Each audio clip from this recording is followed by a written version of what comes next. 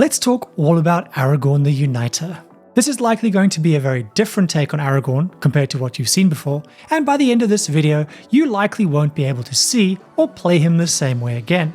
And hopefully, you learn a few lessons along the way too. But before we get up in Aragorn's business, let's talk about why this deck exists. I have been, and always will be, a bit of a hipster when it comes to the decks I build.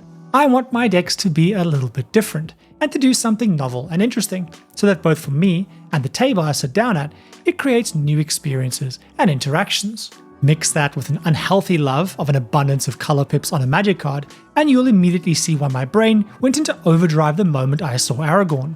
Where others were making Lord of the Rings theme decks or human typal decks, I saw the opportunity to answer a suddenly very pressing question.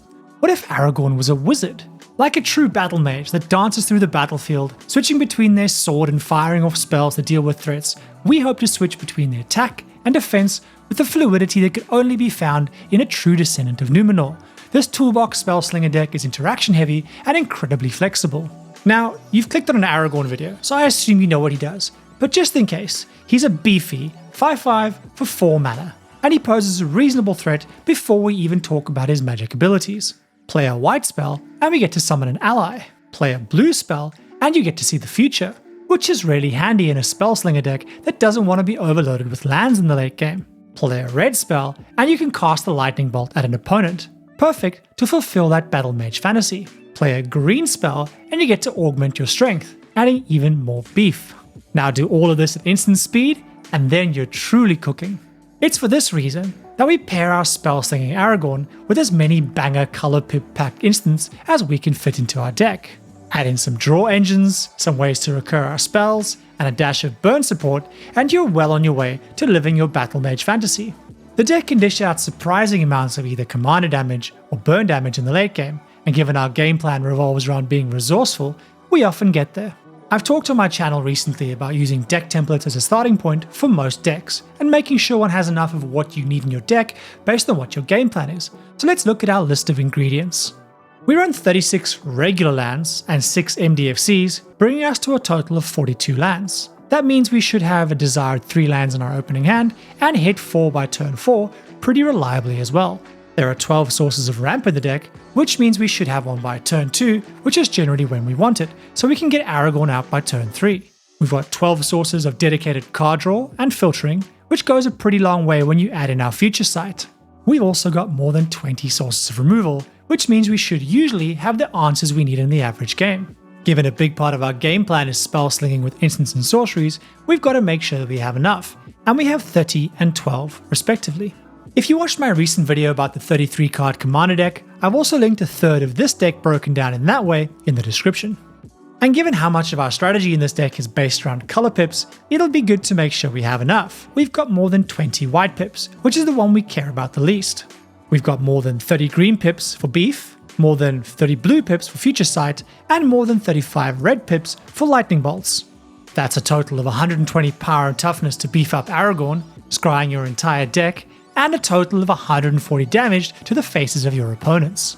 If you're enjoying this, be sure to beef up the sub button. I'm on a mythical frog quest to be Australia's largest magic creator, and 80% of you incredibly based viewers aren't part of the frog gang yet. Also, deck techs typically get like 4 views, so if you want more of these, beef up the like button as well so that I and the algorithm know that you want to see more sick decks. Okay, let's take a look at some of the individual cards that make up these color pips. After that, we'll look at how the deck plays and some other key things that you're going to want to know. Our card check starts off with our delicious vegetables and our mana base. I'm not going to spend too much time here beyond calling out our MDFCs that do everything from remove threats to opening the way for a late game knockout. If you like this deck but don't want to spend on expensive lands, I recently made a video about mana bases and a budget 5 color one. You could easily adapt that to fit Aragorn, and the link is in the description. Next up is our ramp package, and you'll see some cards you expect, like Birds of Paradise, Farseek, 3 Visits, Nature's Law, and Rampant Growth, all of which become a monstrous growth after Aragorn is out. But then we start getting more creative. Planet Genesis and Growth Spiral also scry for us. Trace of Abundance make a chump blocker and fires off a lightning bolt, in addition to the monstrous growth. Bloom Tender and Faeburrow Elder both tap for 4 mana with Aragorn out, and Philagi Wayfarer and Sorcerer class both allow our creatures, and especially our token creatures, to act as mana sources. A Ataka's Command isn't the ideal ramp spell, as its primary purpose is to do 12 damage to the table, but it can ramp us in a pinch. Speaking of damage, we have 3 cards that augment our Lightning Bolt barrage and do even more damage in Gutter Snipe, Fiery Inscription, and Exalted Flamer of Tzeentch. Flamer also doubles up as a recursion engine, recycling our spells for us. As a pseudo-control deck, card advantage is incredibly important to this deck, and we've got a few engines to help us do that. Whirlwind of Thought and Archmage Emeritus both allow us to draw cards every time we cast an instant or sorcery spell. And Skullclamp can do some really silly things, allowing us to sacrifice our 1/1 human tokens for plenty of cards.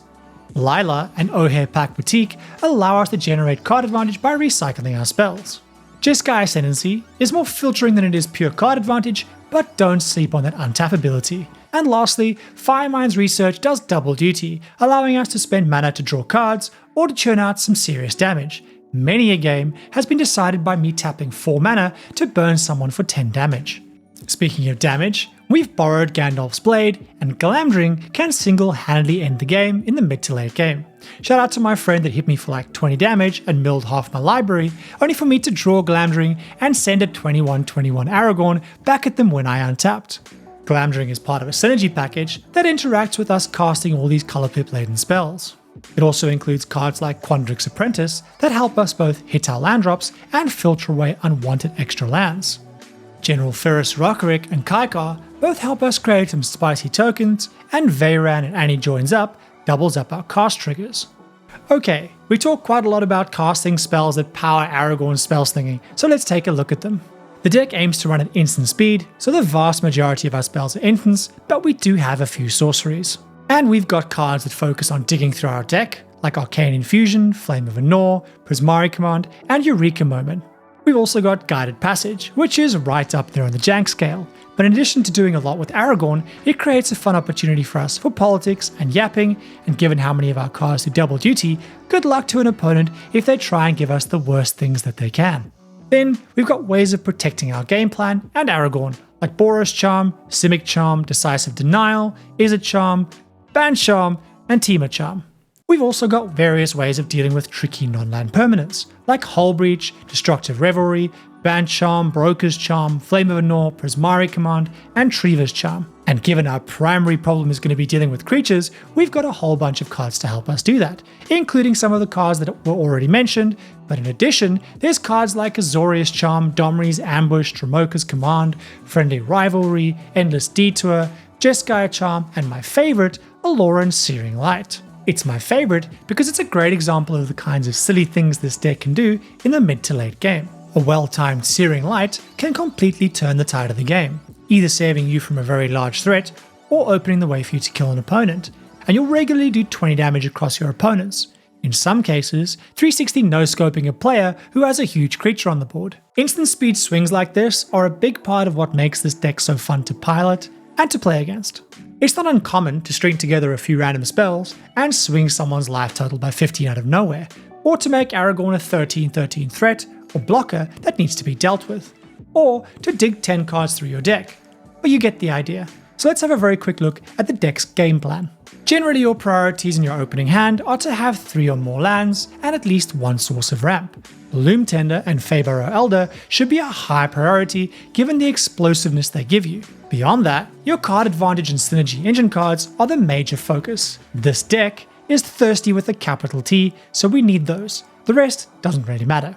In the early turns, we're playing lands and hopefully ramping, and playing Aragorn on turn 3 or by the latest turn 4. After that, you want to play an engine piece, and from that point, the majority of the game plan is interacting with critical threats and interrupting opponents just enough so that they don't run away with the game. Aragorn probably won't be going on the offensive until much later in the game.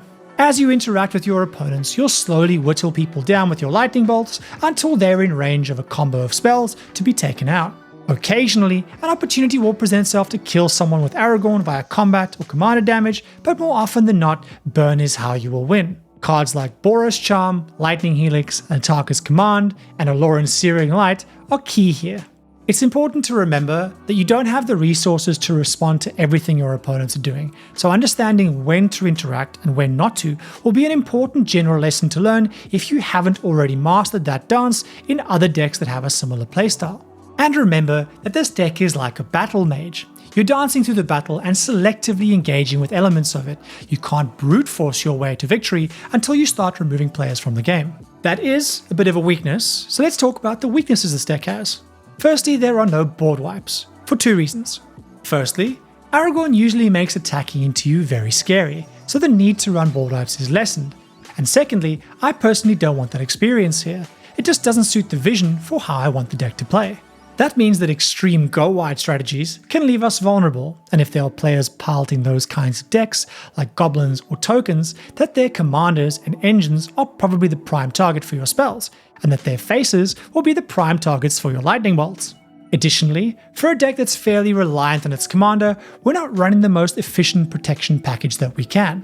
If we were, we'd be running cards like Swansong, Lightning Greaves, and Tameo Safekeeping. This is an active choice, again for two reasons. Firstly, protection cards and especially counterspells are a huge non-bow with cards like Lila and Ohe Patik. Secondly, I personally feel that an abundance of protection would make Aragorn very hard to interact with. And given this is a deck that I like to be able to play down in bracket 2, especially with new players, I don't want that to happen. This does however mean if your opponents have lots of removal and target you, you could have a pretty bad time. And if you're piloting this more in bracket 3 or have a removal heavy play environment, you may want to address that. Should you want to, board wipes like Promise of Loyalty and Single Combat are fantastic asymmetrical wipes that you can run. And on the protection and counterspell front, you've obviously got free spells like Fierce Guardianship and Deflecting Swat if you're in bracket 3, and Swansong, an offer you can't refuse, Darwin's Veto, and Permission Denied all fit incredibly well here in general. There's also a whole other heap of cards that you could consider for this deck, some of which I'm going to flash on the screen right now, and they could be good, but I've probably excluded the majority of them for good reason based on the deck strategy. No battlefield is quite the same, and no game with this deck is quite the same either, given the amount of flexibility it has. It's for that reason that I will leave you to discover the rest of Aragorn's magic by yourself, but if you have burning questions, come and find me in the base deck department Discord. Hopefully you found this take on Aragorn the Uniter interesting and useful, and you've learned some lessons along the way about how I build that you could apply to your own build with Aragorn or a different commander. And if you've enjoyed this, don't forget to beef the like button and go and check out my Sauron deck, you might quite like it. As always, thanks for being here.